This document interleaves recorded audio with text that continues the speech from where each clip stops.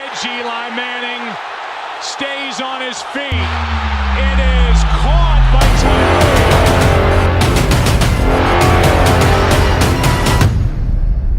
Tyree. Welcome to Catch the Moment podcast. I am not your host, but I am Leilah Tyree. And today we have something really special. We are celebrating. It's been over a year of doing podcasts. Catching the moment with our valuable guests. And today we're going to do a little something different. I'm going to be interviewing my beloved Mr. David Tyree. Who, me? Yes, you. Who, me? Yes. Who, me? Well, welcome. I do feel welcome. How does it feel to be at the orange table as an official guest? I know we've done things before, but, you know, I'm hosting today. I'm a guest. I'm the host. That's the guest. This is what marriage looks like. This is what marriage looks like. We have to make sure that, you know, he might feel instances of takeover, you know. Hey, listen, man, this is 19 years we rolling up on around here. Leilah don't play, y'all. I just want y'all to know. She want to make sure she knows that I'm not the host today. Yes. And listen, we're at this orange table. We are both Cuse alumni. So shout out to Syracuse University, class of 02. We did do that thing. Didn't we do it? I picked her off at 99, y'all. Fantastic. Smooth. Fantastic. I love it. I love it. I love it. So today, what I really wanted to highlight, probably a few months back, David, you spoke about the transition toolbox. I did. Do you remember that? We had some fun. Hopefully it was beneficial to Yes. listeners. And you talked about being adaptable. You talked about humility. You talked about being pliable and curious. Mm-hmm. Right? That those are all tools and qualities that you should have in your little toolbox. Mm-hmm. And so I really wanted to highlight, because obviously as your wife, I've had the opportunity to endure many transitions. Listen to the words. Listen to the words. But we've gone through quite a few transitions in our life and our journey. And I kind of just wanted to highlight some moments, some moments in our own life. Listen, we got a lot this year. Listen, there's not enough time today, but we're going to get into a few. I'm going to touch on a few. We're going to jump around a little bit, because I tend to be a little, what I call scatterbrain. Don't worry. We owe y'all a couple books, but, you know, y'all help us out. Right. Somebody come and write. Any writers, holla at us. Ghost writers, holla at us. Yes. Because we tired. We'll tell you the story, but we tired. I hear you. So let's begin. Mm-hmm. Because I tend to, be chronological in my approach. Very strategic. Yeah.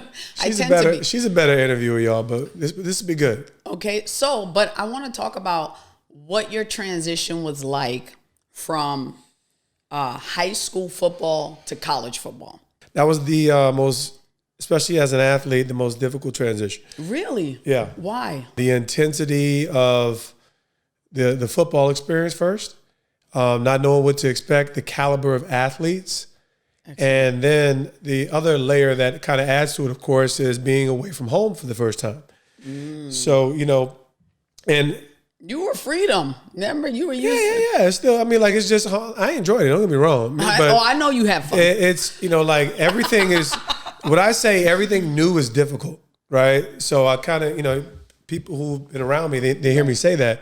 Anything that is new has this, reality of that is difficult. And I had never been away from home, never been away from Jersey. First time, 3.5 hours up in Syracuse. But getting thrown into the fire in training camp, being a, well-recruited athlete. Right. And now you the bottom of the bottom. When I say you, me. Yeah, so you get in. Now, at the time, I know we had Donovan McNabb. He was doing his thing. Freshman year, Donovan McNabb was still there. So that was, Syracuse was at the top of the food chain in college football around the time. But Quentin Spotwood was a preseason All-American. Kevin Johnson was ended up being, I think, All-American as a wide receiver, 2 wide receivers. They just had talent through the kazoo. Especially at my position. And, they sell you some good stuff recruiting. Of course. But honestly, I was just not ready physically and even more so mentally, because most of the game as an athlete, you'll find out, becomes mental. And, they had like, hey, man, you got to catch it 90%. I was I was catching like 70-something%. Right. Hands was, average. Right. And, it was just that reality that I could not process and play at the speed at that point coming into training camp as a freshman. What was that moment? Where did you kind of shift gears?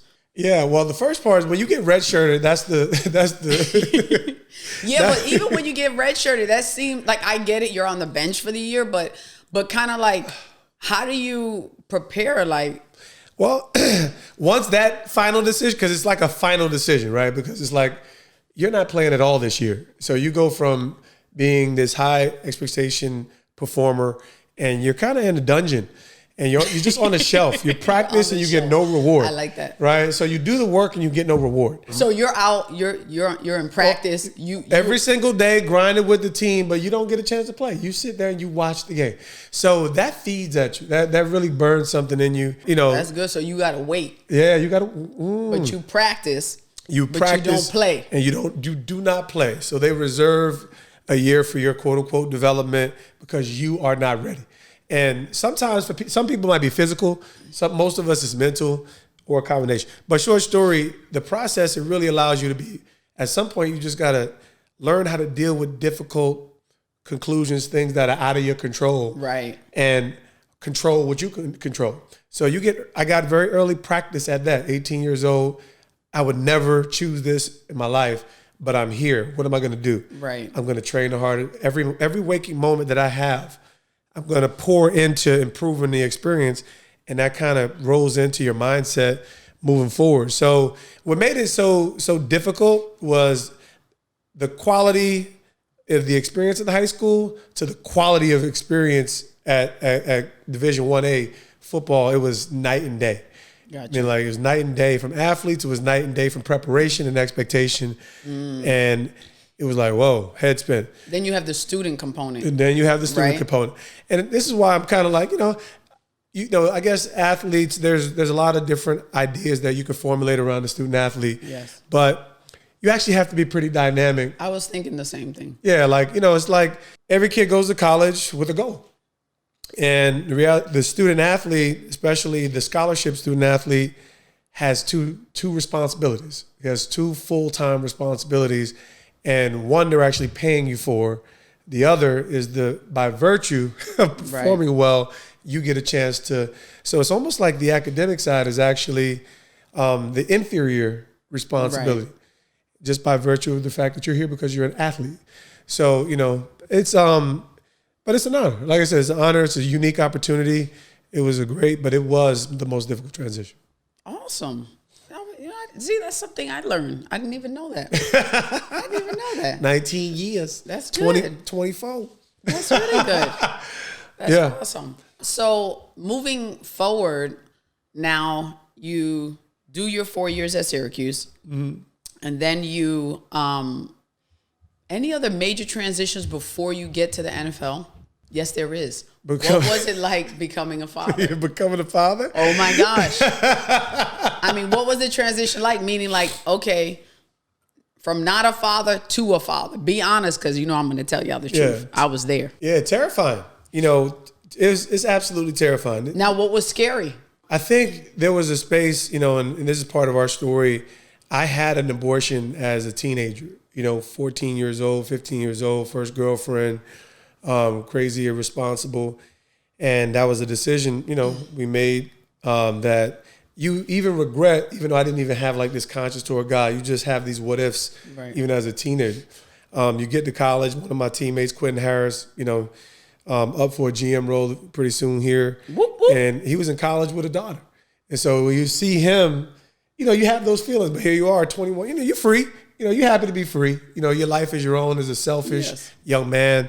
But these are weighty experiences when you look back. And now you're pregnant in college.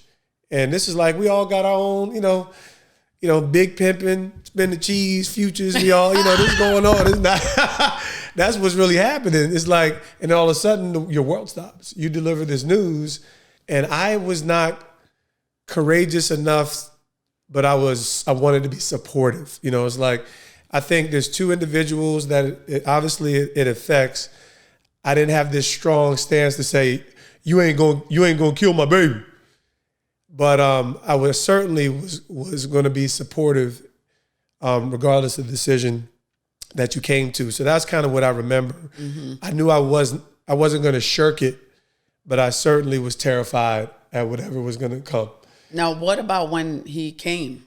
That's the transition, really. It's kind of like, okay, you have the physical individual in front of you. First, there's just, growing up without my father in the home, it kind of gives an added layer of motivation because you don't know what to do.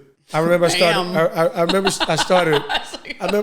ended up in an airport. It's scary because you've never done it. You've never done it. You're like this is a whole human.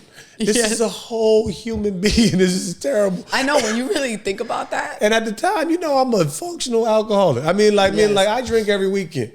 And it's just like you think about all that you need to stop what being a real man is. Even though it's incomplete at the time at 21, you know that there's certain things that I don't want to reflect in my son. Right. Based on who I was. And it's just, it's all that in your head. And I think when he got here, I think it settled. It was actually more the anxiety before. I got you. It's settled because he's here and he's real, and I love this guy. Yes. And as much as those fears kind of somewhat quenched, you feel to the task. Now that it's real and it's here, I'm going to do my best. Mm-hmm. But I'll never forget being in the airport and getting a James Dobson Bringing Up Boys book. I read it. I don't even know if I finished it, but I read most of it. It was really good, impactful. Right. Because I think that was the first time where I say it was the most impactful experience in my life that changed the trajectory of my entire life, because I no longer became the center of my world. I was no longer the center of my world. Creating a life for him that is optimal, because I never thought about the NFL until you were pregnant with Taylor. So it was transformative. It was life-changing. And I had a vision for my future because of him. So in light of the transition toolbox, right? Mm-hmm. Tell me in what way, if we look at the pliability, in what way did you have to become pliable as a man now becoming a father? Well, so it was other voices involved. Again, especially me, and I think most young men, just self-centered, even if it's in the best way. An athlete has to have a very narrow lens to be successful. And that will be selfish.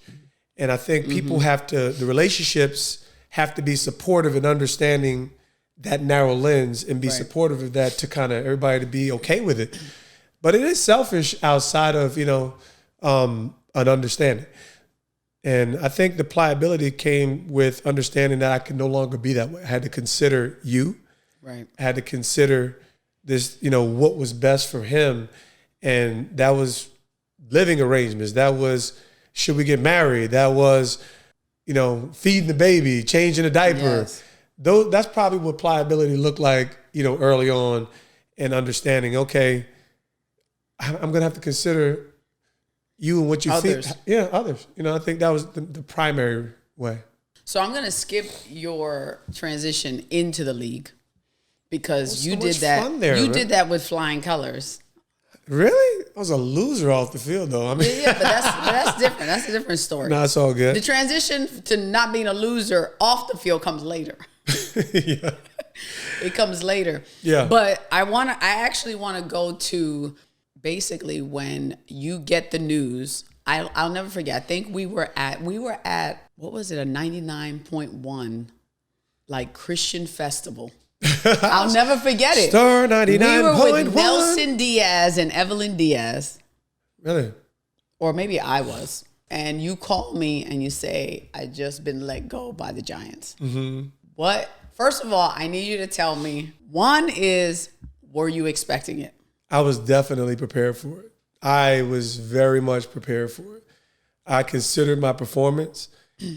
I've always been sober about my performances. Like high standard and sober about, as I learned a little bit in the NFL pretty quickly, a person in my position and how quickly they can be expendable. Mm-hmm. So based on my performance, the injuries, and the training camp, it was likely. It was it would have been a sentimental keep. It would, you know what I'm saying? Right. They would have had to love me and just really trust me. Yeah. I didn't earn it. Like, I got you. On the merit of my training camp.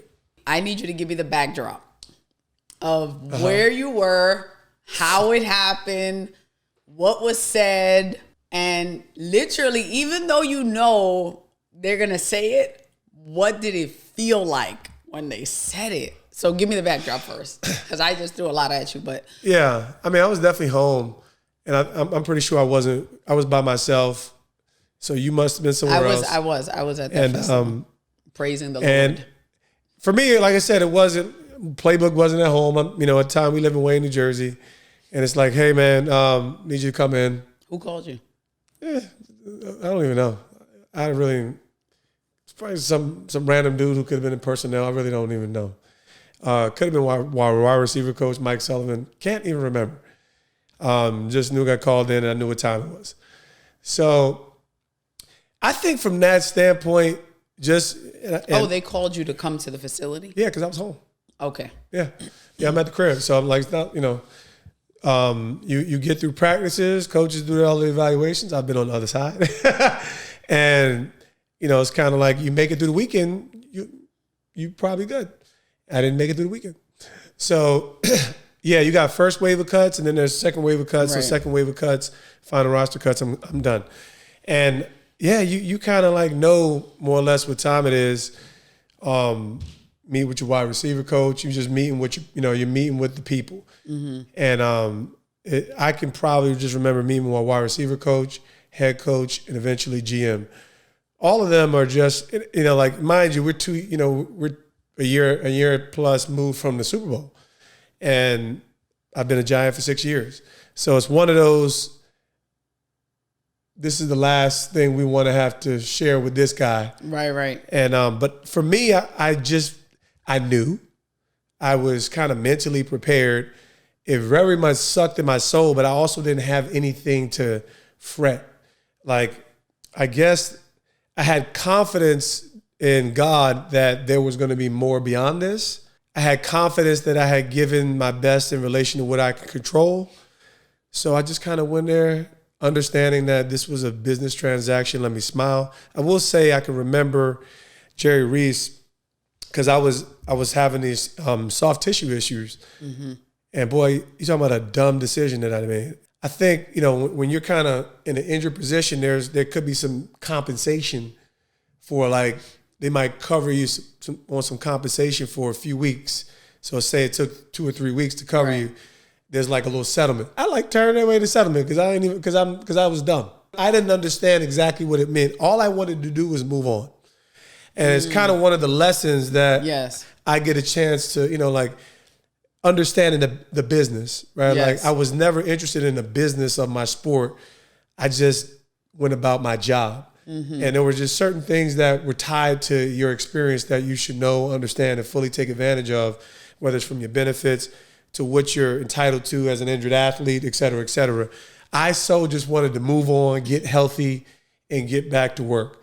And that's kind of just your mindset. It's almost like a reflex. Right. And I know that some of it is how we deal with rejection. Yes. Like, I know I learned that more about myself a little bit later. It's almost like a reflex to just move on and not fully process and understand the whole experience. Mm-hmm. And that was something that I'm like, man.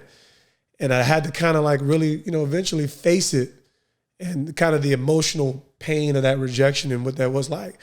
And so, I do remember, obviously the news gets a hold of it because that's just what it is. New York Post and the New York Post, they have this spread from a hero to a zero. Yeah. I wanted to fight somebody. Just let you know. I fight from the boogie down. Yeah. Headlines, get ready for it. But really, how did that impact you? So like again, Like, think about it. 2 years ago, you're on the cover, or we're in New York at the parade, 100%. and it's all gravy. And now I'm on top of at the height change. of it. Yeah, at the height of it, it's real. So like, and I'm but obviously the injury that I was working to overcome came about a month and a half after the Super Bowl. I can't. So you're talking about a year plus journey of injuries and disappointments and et cetera, et cetera. So at this stage, you're always hopeful, you're always believing, you're always working toward that kind of expected end. And it was a closure moment that I was trying to get to whatever was next. And I think when the headlines hit, you're trained to tune out that stuff. You're trained not to give attention. Like, you don't really read much. You see it, and obviously, it's not the first time that you get bad reviews, or it's now first time I've been a headline of that nature. But it makes sense for New York City. So, like, when you see these things, you've seen your teammates go through them. You've seen the head coaches go through them. If this was just my time, and now the interesting part was the moment, right? And this is a cool story because Justin Fatica was a great friend of mine. Orange Table. He was up in Syracuse. He has this HBO documentary, Hard as Nails. He's this Catholic evangelist who's like radical. And right around that time, I'm like I said, I don't know if it was that weekend, the next weekend we have him over, and he sees that headline, and I'm straight in my own mind. And it was like this moment of, man, that I had to face it and dig deeper, pause in relation to what was really going on internally. And this 5'6", 5'8", I don't know how tall Justin is. He sees this headline and he just stares me in the eyes like, I know it hurts. And like, baby blue eyes, like, I know it hurts. I know it hurts. And I'm like, who are you? You went Rocky? Yeah, you felt like a Rocky Lockridge on the inside. Yeah, it was literally like that. And as much as it was, his intensity forced me to really give opportunity to say, like, man, the whole city, or and I know the whole city didn't really do, but it's like, just like that. Yes. You are zero in the eyes of people for clicks and ticks and likes. So, like, it wasn't really the internet. That wasn't social media era like that, but just like that. And I did, something broke in me in relation to understanding you do need to give space to process it. Like I didn't cry, but my heart ripped open in a way where, you know what, you need to be more acquainted with processing. Do you feel like that was really, honestly, a moment of humility? I don't know if it was humility more than it was honesty, and I think, But doesn't that humble you? You know what I mean? It brings you low. Like, it's a moment where you're like, oh, wow. Like, well, people who don't matter, I don't give that greater weight and concern to. I mean, like, so because these are writers who don't, like, people who matter really matter. Like my wife, my friends, my family, the people in the body of Christ, the people, their words, like when they come with that, with those critiques, right, it really crushes. When the world with very little merit kind of comes in and invades, but like I said, I think from actually facing the reality that, because we do like to be celebrated and honored, and for our efforts, our contributions, that's a real thing. And if we can have impact and influence in a way where it impacts a city, a community, et cetera, but when it turns the other way, how does that feel? And I think I was forced to deal with it emotionally more than it was like humiliating. I think it was just like, man, that did hurt. Right. That hurt. Right. That hurt. And I know it wasn't real in a sense of, because the love from the sports community is deep. Oh, yeah. in New York. They're consistent. But yeah, that was like, yo, that hurt. That was whack. And I think I had to retreat and find that place versus, just moving on. I got you. I think that's a very common probably response It that is. people have in life, like as they're going through certain transitions or changes or difficulties. It's kind of like just press through, and they have that press through mentality. They don't get it's to a reflex mechanism, reflect. right? Like, why would I deal with pain if I don't have to?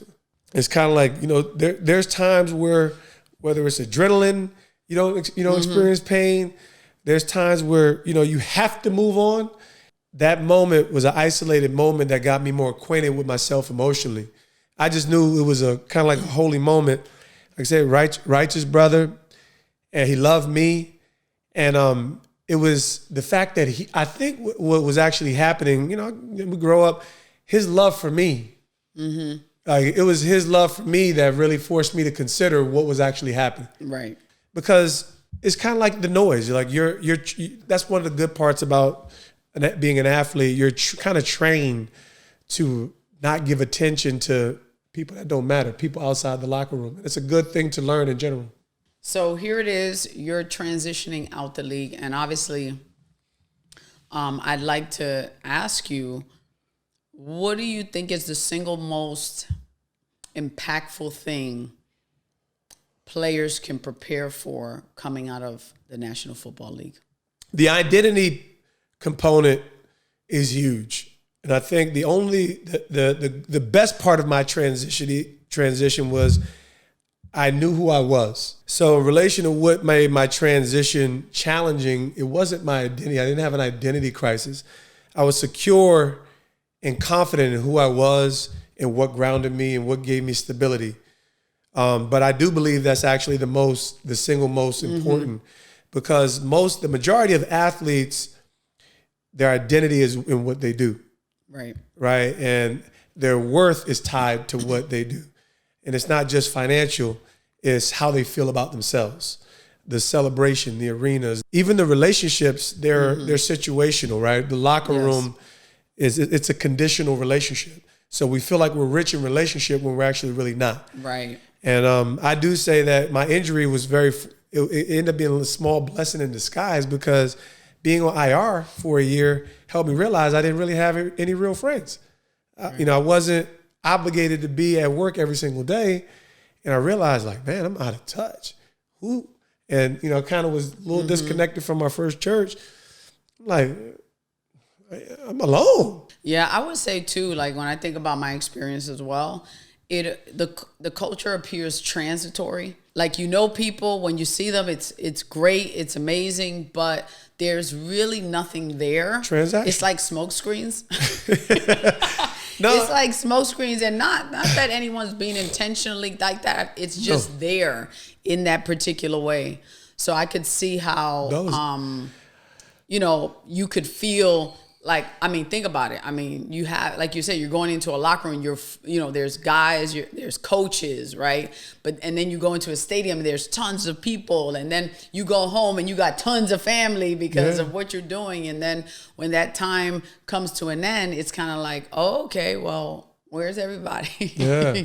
So when I consider, just the athlete experience, what's most vital to their, mental health, welfare, stability is having a keen sense of understanding of who they are.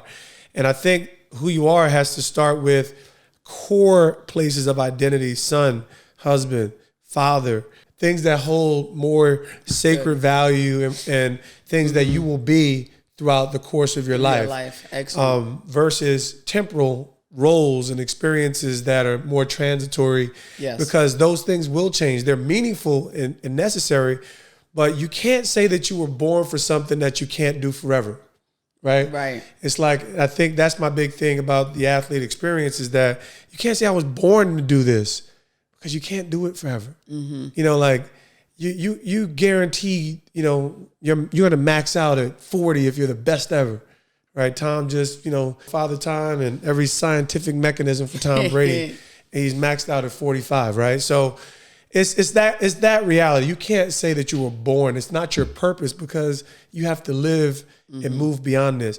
It's a unique experience that I would wish upon any athlete, but that's the biggest number one space. And so how you do that is investing time and energy in that discovery process, because football is the most powerful surrogate father.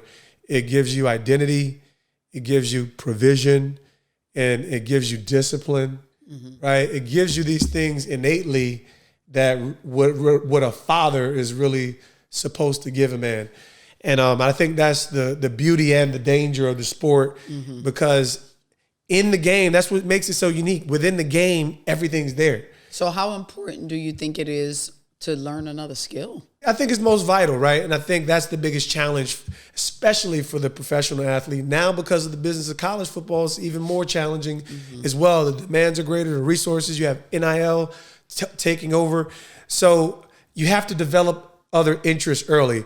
And I do believe actually Gen Z, because of this creator economy, is now more into that. So that's actually the positive thing. Yes. The business of sport has evolved in such a way where athletes are able, willing, and able to nurture other interests. Businesses around it, so there's finances, there's building teams, et cetera, et cetera, et cetera. So it's happening naturally because of the evolution, but the skill portion of the athlete is just important for my era and beyond. I think that was the biggest challenge, is what am I going to be good at now that I'm moving out of here at 27 and 30. And it's like, I've been the best of the world at this.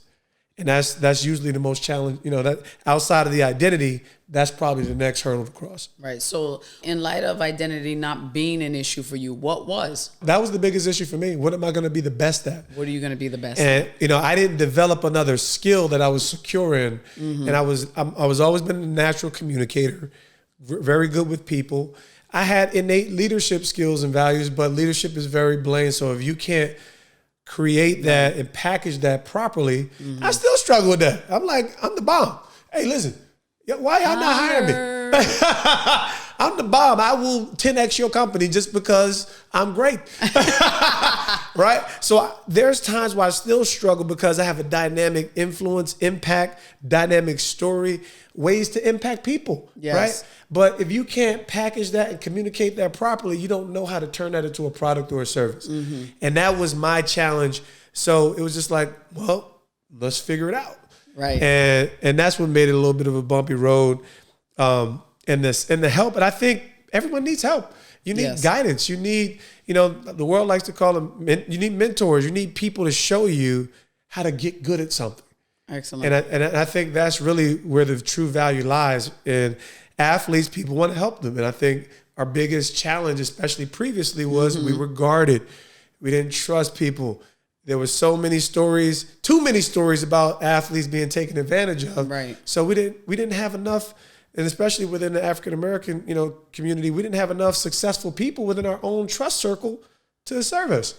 So you got to believe somebody, man. Like all these wealthy people, they ain't that much you can offer them other than an autograph and a unique experience. Right. But also, kind of like you were saying in the toolbox, is the curiosity too. There you go. Like you have to be interested. You have to go looking for answers, asking the proper questions. You do. And giving it that type of attention. Yeah. I was only curious about one thing, and that was Jesus. And I just I have no regrets in that pursuit, but because they serve me holistically as a person, but in relation to skill building and developing true interest that were going to be beneficial to me in serving my family, providing for my family, that's not necessarily what it did. And I couldn't see myself packaging ministry like some people can or do. That just wasn't true to my spirit. Yes. Awesome. We're going to shift to your transition from being unsaved to being saved. Oh God. Yes. We unpacking. Now that's called a translation. That ain't even called a transition. That's a translation from darkness to light. Y'all trying to get dirty over here. I want to draw from the experience of literally waking up a new person. Sure. And what that meant for everything else around you. Because now that you have been changed and transformed, what were some of the things you had to deal with, go through, endure, because of now you're born of God? Yeah, just to fast track it, it always starts with the prayer in prison, in jail, and God, I need you. If you allow me to keep my job, I'd appreciate that too. Get arrested with a half a pound or a pound of purple haze, and that was like the moment. And to fast forward 2 weeks, there was a few things, namely you telling me you were pregnant with Josiah. Yes.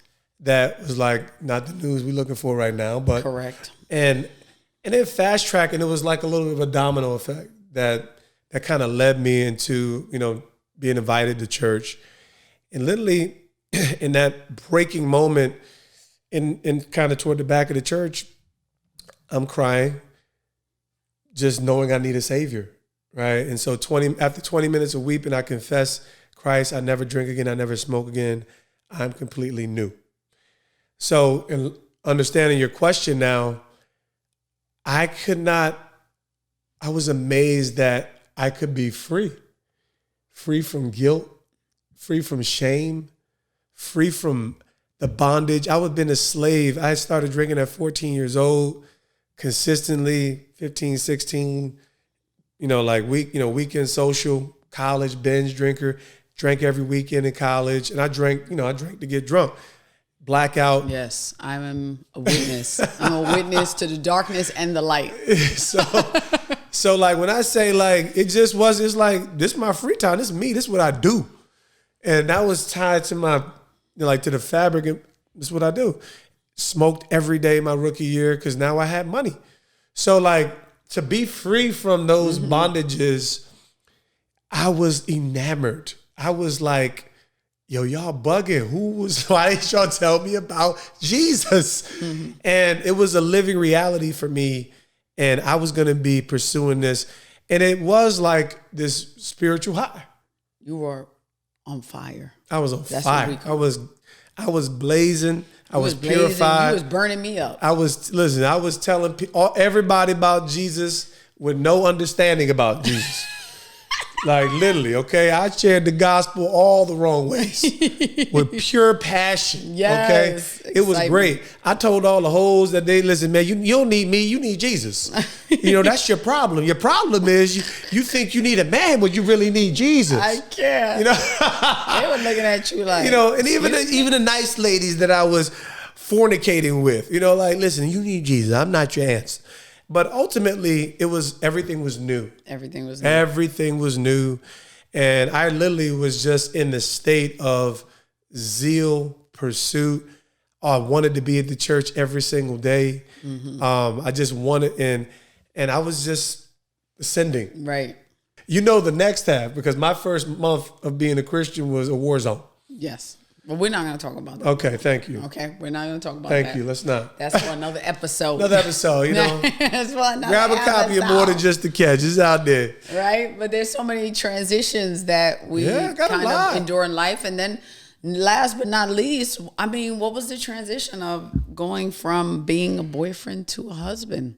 Bam! That was the bomb. Okay, so one of the greatest fruits of the... By the way, David proposed to me twice. I sure did. Once in Eagle Rock, right? College. Yes. What's the name of it?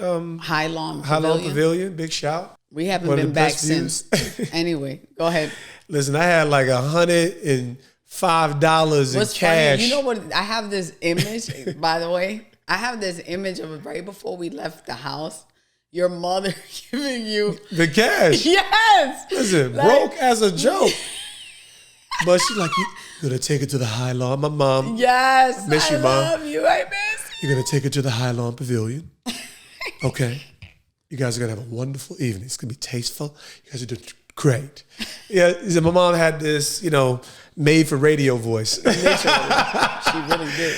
And, so yeah, like that was one. But the greatest joy of becoming a new creation was knowing that I was going to have the opportunity to be the man for you that I couldn't be as a sinner. We broke up. We had like an 8-9 month separation from her finding out all my dirt in college to... I just want y'all to know. Putting him on record. We're talking dirty. He was nasty. Do you hear me? I was a nasty dog. And all of the nasty, he transferred to me. I hope you can read the undertones. Trust me, it's all in the book, y'all. Listen, all this vulnerability stuff, I'm a pioneer. I just want the world to know. Brene Brown, you need to have me on your stuff and on your show talking about vulnerability. I've been telling it for 19 years.